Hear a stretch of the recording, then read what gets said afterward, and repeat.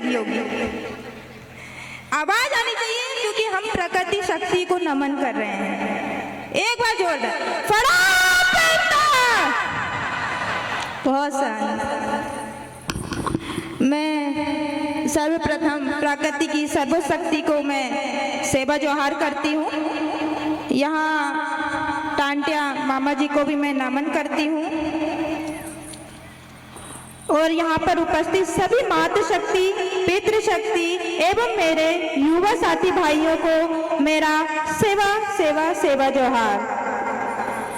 आज बहुत खुशी की बात है, मैं जहाँ पर टांटिया मामा की स्थापना होने वाली है वहाँ पर मैं देख रही थी कुछ छोटी छोटी बच्चियाँ बड़े अच्छे अपने कल्चर ड्रेस में दिखी। मुझे बहुत खुशी हुई क्योंकि हमारे गोंडवाना क्षेत्र में इतने जागरूक नहीं है अपनी संस्कृति को लेकर, लेकिन यहाँ पर छोटे से छोटी लड़कियाँ मतलब अपनी कल्चर ड्रेस में दिखी है तो मुझे इतनी मतलब खुशी हो रही है आपके भील प्रदेश में आकर कि मैं क्या बोलूँ। मैं अलावा जी जो नीतीश अलावा भैया उनका बहुत बहुत धन्यवाद दूंगी जिन्होंने मुझे यहाँ पर बुलाया, उनके लिए जोरदार तालियां एक बार।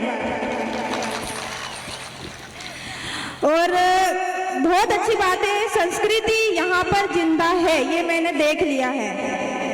लेकिन अब मैं मातृशक्तियों के लिए ही बोलूंगी क्योंकि जिस प्रकार से हमारे आदिवासियों के साथ शोषण अत्याचार इतना बढ़ रहा है, वो क्यों बढ़ रहा है? वो इसलिए बढ़ रहा है कि कहीं ना कहीं हमारी मातृशक्ति पीछे है, इस चीज में पीछे है क्योंकि वो बाहर निकलने ही नहीं चाह रही है। लेकिन यहाँ पर काफी मातृशक्ति है, मैं उन्हीं के लिए बोलूंगी कि हमें पापा की परी नहीं बनना है ना? पापा की परी नहीं बनना है। क्या बनना है आप लोग बताइए? पापा की सैनी बनना है आप लोगों को। बनोगी सैनी? कि जितना शोषण अत्याचार जिस तरीके से हमारे समाज में बढ़ रहे हैं, इसको रोकने के लिए सिर्फ और सिर्फ जब तक नारी शक्ति आगे नहीं आएगी तब तक कुछ नहीं हो सकता। इसलिए पापा की परी नहीं बनना है, आप लोगों को पापा की सैनी बन के दिखाना है। और जो जिस प्रकार से जो अदर लोग हैं, हम लोग को बोलते नहीं आदिवासी लड़कियां, ये तो घर में ही रहती है, इनको तो बस खाना बनाना यही चीज आती है, इसके सिवा कुछ नहीं आता। लेकिन हमें उनको दिखाना है कि आज हम जागरूक हो गए हैं, आज हम पढ़े लिखे हो गए हैं। जब तक पढ़े लिखेंगे नहीं होंगे तो जानकारी नहीं होगी। आज हम संविधान को मानने वाले हो गए हैं, हम संविधान को जब तक जानेंगे नहीं तब तक हम अपने अधिकारों की बात भी नहीं कर सकते। इसलिए हर एक महिलाओं को, हर एक बेटी को घर से बाहर निकलना है और खुद एक शक्तिशाली नारी दिखाना है, और लोगों को दिखाना है क्योंकि वो लोग हमें यही समझते हैं आदिवासी लड़कियों को कुछ नहीं आता। तो बताइए, मैं मातृशक्ति से पूछना चाहूंगी, पापा की सैनी बननी है या पापा की परी बननी है? जोर से बोलो। पापा की सैनी बननी है ना? तो यही हमें दिखाना है इन लोगों को। जिस प्रकार आज लड़कियों को देखा जाता है ना गलत नजरों से, तो उन लोग को दिखाना है ये चीज। तो कभी भी घर से बाहर निकलो तो पापा की सैनी बन के निकलना, तो अपने घर का, अपने समाज का आप लोग नाम रोशन करोगे, नहीं तो नहीं कर पाओगी।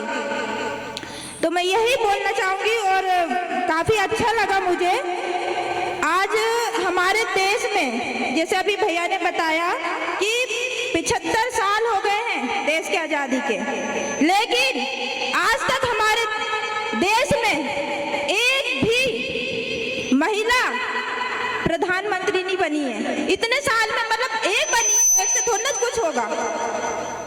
तो हमें यहाँ पे महिलाओं को भी आगे लाना है। सभी मैं यहाँ पे उपस्थित युवा साथी भाइयों से बोलूंगी कि अपने घर से अपनी बहनों को भी निकालिए, अपनी पत्नी को भी निकालिए। जब तक इस देश में आदिवासी प्रधानमंत्री नहीं बनेगी तब तक कुछ नहीं होने वाला।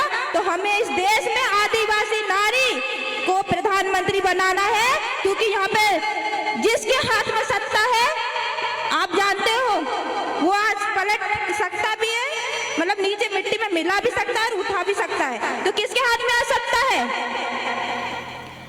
हमारे नौकर, जो 3 प्रकार के नौकर होते हैं, एक तो मोदी जी है, एक मुख्यमंत्री जी है, ये नौकर है हमारे। तो हमें इनसे काम निकलवाना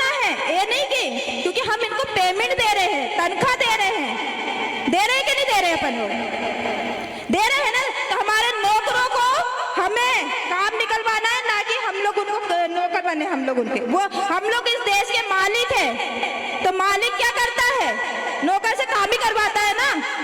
तो आज ये लोग सत्ता में बैठ के सिर्फ अपनी रोटियां सेक रहे हैं, अपन को इनको सिकी सिकाई रोटियां नहीं देनी है। तो आने वाले समय में मैं माफी चाहूंगी, थोड़ी सी ऐसी बात भी कर रही हूँ, क्योंकि 2023 में चुनाव आने वाले हैं।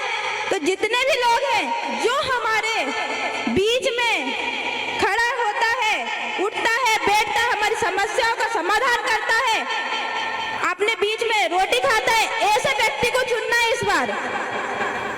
किसी एरे गेरे नत्थु गेरों को नहीं सुनना है, ठीक है ना, उसको तो चुनना ही नहीं है, क्योंकि ये पूरा 5 साल हमारा बर्बाद करता है। और हमें इसको ध्यान में रखते हुए हमारे बीच के व्यक्ति को विधानसभा में, लोकसभा में लाना है। और हमारी देश में एक आदिवासी महिला को प्रधानमंत्री बनाना है, तब जाके कुछ होगा इस देश का। और इसी देश में जब तक सत्ता पे नहीं बैठेंगे हमारे आदिवासी भाई लोग, बहन लोग, तब तक कुछ नहीं होगा। इसको हमें पलटने की आवश्यकता है किसी भी कारण से। तो इस बार ध्यान रखना कि जो भी हमारे बीच में रहेगा, मैं इसका एक उदाहरण भी दे देती हूँ आप लोगों को। जैसे कि हमारे पापा हैं, किसी के लिए लड़का ढूंढने जा रहे हैं, मैं लड़की हूँ, किसी लड़के लिए ढूंढने के लिए जा रहे, तो उसको ठोक पीट के देखते हैं अच्छा है कि नहीं, नौकरी करता है कि नहीं करता है, इस तरीके से देखते हैं कि नहीं देखते, देखते हैं ना। तो फिर क्यों ना हम ऐसे नेता चुने जो हमारे बीच में रहे, ऐसे नेता चुनने की हमें जरूरत है। और मैं समय को ध्यान में रखते हुए अपनी बात को यही विराम दूंगी। एक बार मेरे साथ एक नारे लगाइए, टाटा मामाना, सेवा सेवा सेवा सेवा सेवा बोलिए, हमारी तरह से बोलते हैं, टाटा मामाना, सेवा सेवा।